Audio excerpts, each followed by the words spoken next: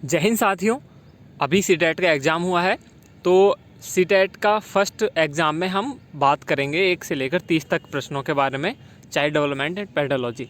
पहला प्रश्न है, थोड़ा जल्दी देखिएगा और इनको समझने की कोशिश कीजिएगा। विविध पृष्ठभूमियों के अधिगमकर्ताओं को संबोधित करने के एक अध्यापक को क्या करना चाहिए, मतलब कि उसको सबसे ज़्यादा एग्जाम्पल यानी उदाहरण का प्रयोग करना चाहिए। तो इसमें हमारा ऑप्शन हो जाएगा ऑप्शन नंबर 4। ऑप्शन नंबर 4 है, विविध विन्यासों से उदाहरण लेने चाहिए।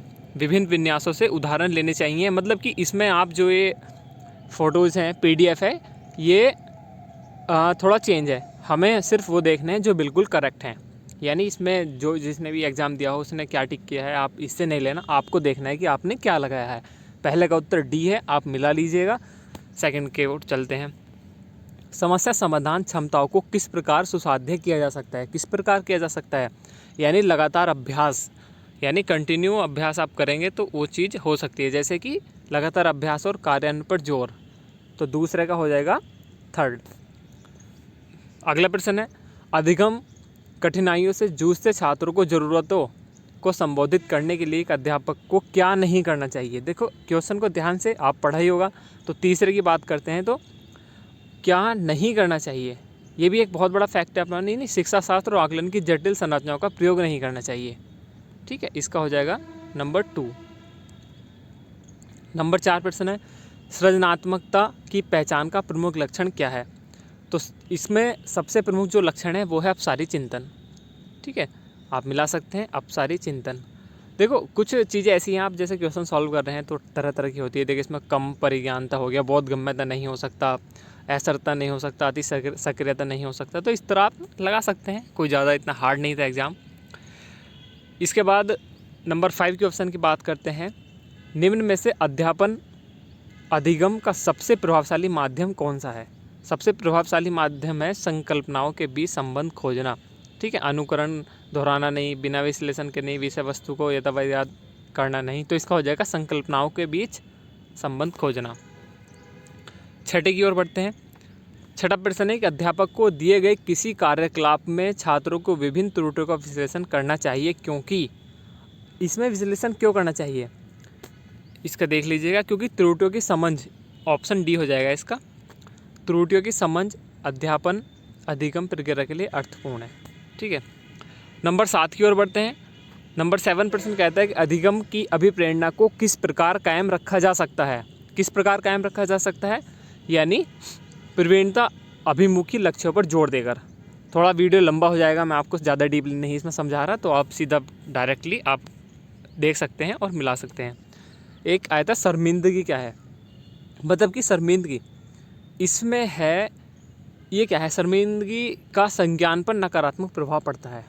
इसका ऑप्शन 4 करेक्ट हो जाएगा। क्वेश्चन नंबर 9 की बात करें।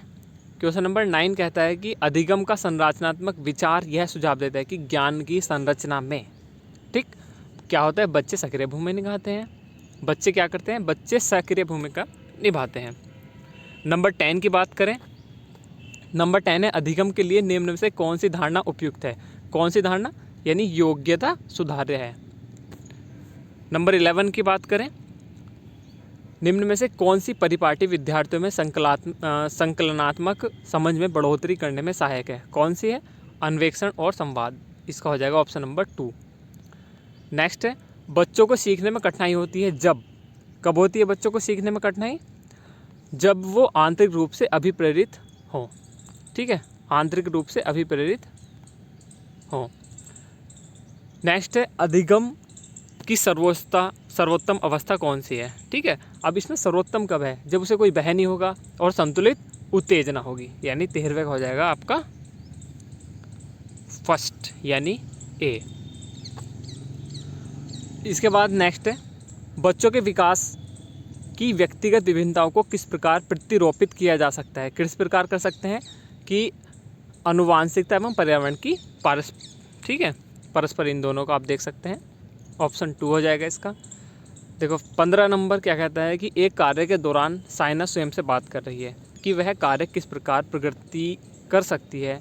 लेव वाइगोत्स्की के भाषा और सिद्धांत सोच के बारे में दिए गए विचारों के अनुसार इस तरह से व्यक्तिगत वाक क्या दर्शाता है। ठीक है, इसमें देखो थोड़ा कन्फ्यूजन है, मुझे भी इसका सही से पता है, मैं 2 ऑप्शन में आकर कन्फ्यूज हो गया हूँ बिल्कुल। तो इसका जो मेनली है संज्ञानात्मक अपरिपक्वता भी है और किसी ने स्वयं नियमन भी लगा रखा है। तो इसका मतलब जो मेरे हिसाब से वो संज्ञानात्मक अपरिपक्वता भी हो सकता है, इसको आप चेक कर लीजिएगा ध्यान से।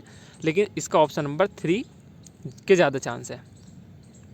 16 की बात करें, मूल्यांकन पद्धतियों का लक्ष्य होना चाहिए, यानी विद्यार्थियों को ज़रूरतों और आवश्यकताओं की पहचान करना।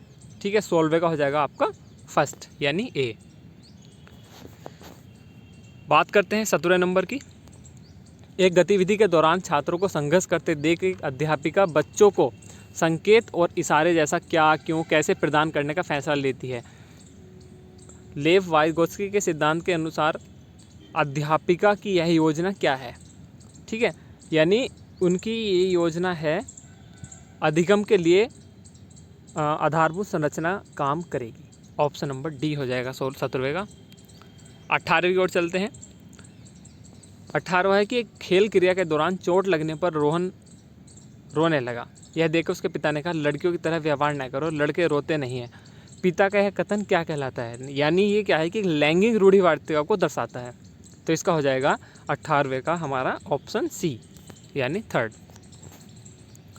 19वें की बात करते हैं। एक प्रगतिशील कक्षा में 19वां है, एक प्रगतिशील कक्षा में ज्ञान की संरचना के लिए प्रचुर मौके प्रदान करने चाहिए। तो हो जाएगा 19वें का फर्स्ट। नेक्स्ट चलते हैं 20वां। लॉरेंस कोलबर्ग के सिद्धांत के अनुसार किसी कार्य को इसलिए करना क्योंकि दूसरे इसे स्वीकृति देते हैं नैतिक विकास के किस चरण को दर्शाता है। देखो किसी ने इसमें मैंने 1-2 से जो PDF बच्चा इसमें प्रथागत है, लेकिन जो इसका आंसर है प्रथा पूर्व, ये आपको ध्यान रखना है। बच्चों के समाजीकरण के संदर्भ में निम्न से कौन सा कथन सही है। इसमें इन दोनों में थोड़ा कन्फ्यूजन हो जाता है, क्योंकि जो विद्यालय है समाजीकरण का एक द्विकारक कारक है। पहला तो प्राथमिक क्या है, परिवार है, तो इसका हो जाएगा ऑप्शन नंबर 3। बहुबुद्धि का सिद्धांत जोर देता है कि, किस पे जोर देता है, यानी एक आयाम में बुद्धिमत्ता ने सभी आयाम की बुद्धिमत्ता निर्धारित करती है। ऑप्शन हो जाएगा इसका नंबर डी। 23 की बात करें, जिन पियाजे के संज्ञानात्मक विकास के सिद्धांत में पूर्व संक्रियात्मक अवस्था में विकास का मुख्य गुण क्या होता है। ये भी बहुत मेन है क्वेश्चन, काफ़ी ने इसका थोड़ा गलत किया होगा, लेकिन आप इसमें देख लीजिएगा आपने क्या सही लगाया है। तो इसका ऑप्शन हो जाएगा विचार सोच में केंद्रीकरण। 24 है, विकास के संदर्भ में निम्न से कौन सा कथन सही है। सबको पता है, सबने लगा दिया होगा कि विकास बहुआयामी होता है। ठीक, 25 को देख लेते हैं। लेव वाइगोत्स्की का सामाजिक सांस्कृतिक परिप्रेक्ष्य अधिगम प्रक्रिया में सबसे किस महत्व दे। उन्होंने क्या है कि सांस्कृतिक उपकरणों पर ज़्यादा जोर दिया है। ये भी कोई ज़्यादा हार्ड क्वेश्चन नहीं था। ऑप्शन सी हो जाएगा इसका। जिन पियाजे अपने संज्ञानात्मक विकास के सिद्धांत में संज्ञानात्मक संरचनाओं को के रूप में वर्णित करते हैं, किसके रूप में वर्णित करते हैं, यानी होगा स्कीमा यानी मनोबंध के रूप में। इसका हो जाएगा ऑप्शन नंबर 2।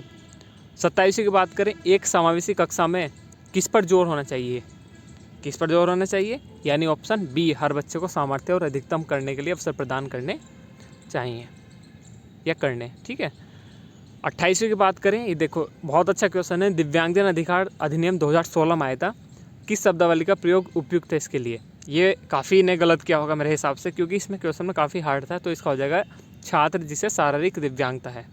ठीक है, ऑप्शन नंबर इसका फर्स्ट हो जाएगा। नेक्स्ट चलते हैं